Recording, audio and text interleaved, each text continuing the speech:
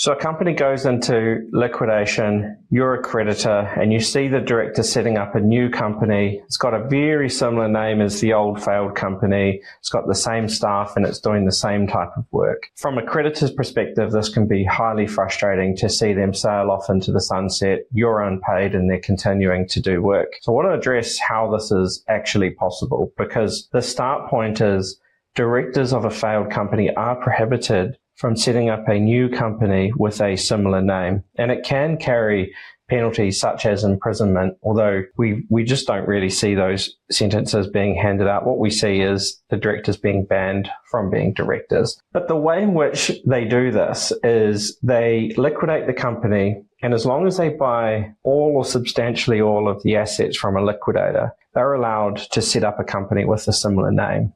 One of the other exceptions is if the new company had been trading for not less than 12 months, then that is also allowed. But I want to also offer another perspective here where if the directors didn't do this, what would actually usually happen is the company would go into liquidation, landlords would lose a tenant, and in this market, it will take them a long time to replace a tenant.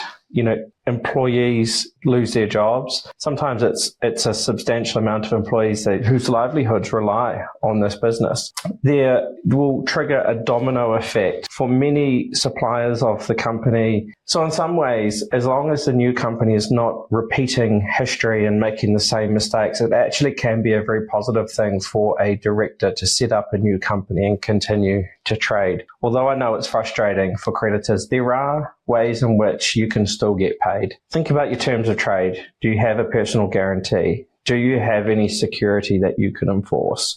As a creditor, if you consider that the director has breached their duties and they've traded recklessly, talk to the liquidator, see what information could be available, and you might be able to pursue the director for breaching their duties and also recover funds. It's not the end of the matter if they set up a new company.